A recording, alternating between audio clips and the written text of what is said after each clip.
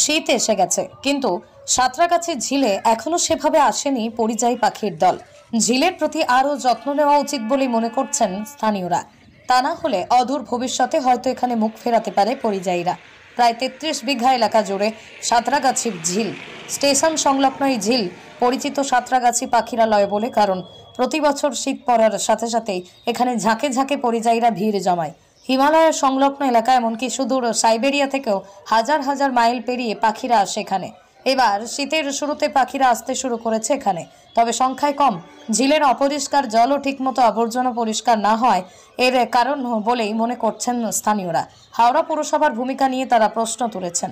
প্রবীর কর নামে এক বাসিন্দা মনে করেন, ঝিলকে রক্ষা করতে আরো গুরুত্বপূর্ণ পদক্ষেপ নেওয়া উচিত, তা না হলে মুখ ফিরিয়ে নেবে পরিযায়ী পাখির দল।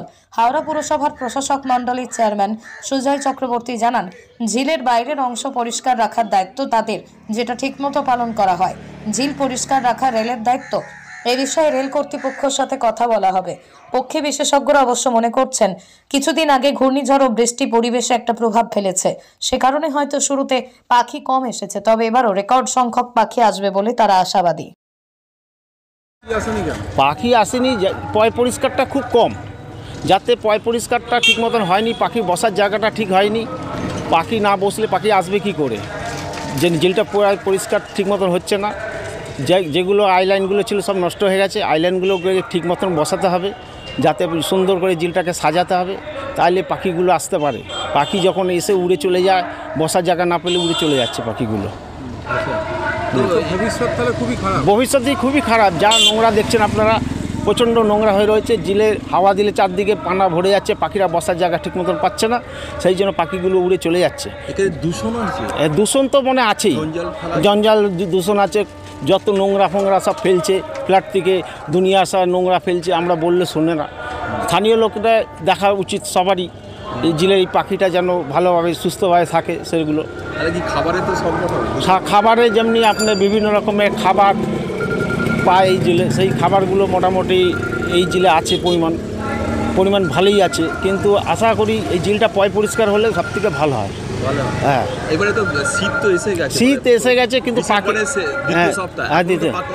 পাখি এলো না। শীতটা ঠিক মতন পড়েনি বলে পাখিটা এলো না। পাখিটা শীত পড়লে পাখিটা কিন্তু এসে যাবে। ঠিক আছে, আপনার নাম? প্রবীর কর।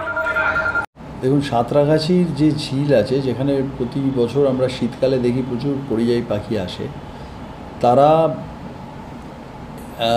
ওখানে যেটা হয় সেটা হচ্ছে, ঝিলটা অ্যাকচুয়ালি রেলের যেহেতু জায়গা, সেই জন্য ওটা প্রতি বছর রেলই ক্লিন করে, ওরাই ক্লিন করে। ওখানে কিছু পানা রাখা হয় মাঝখানে, যাতে করে পাখিরা এসে ওখানে বসতে পারে, বাকিটা ঝিলের জল পরিষ্কার থাকে। হাওড়া পৌর নিগমের পক্ষ থেকে আমরা কোনো কারোকে দায়িত্ব ওখানে আমরা দিই না। আমরা নিজেরা পার্শ্ববর্তী যে এলাকা, ওখানে যে লোকালিটির মধ্যে যে রাস্তাঘাট বলুন বা যে ডাস্টবিন বলুন যা আছে, সেগুলো আমরা নিজেরা পরিষ্কার করি এবং আমরা দেখে নেব যে যতটা সম্ভব আরও বেশি করে ক্লিন করা যায়।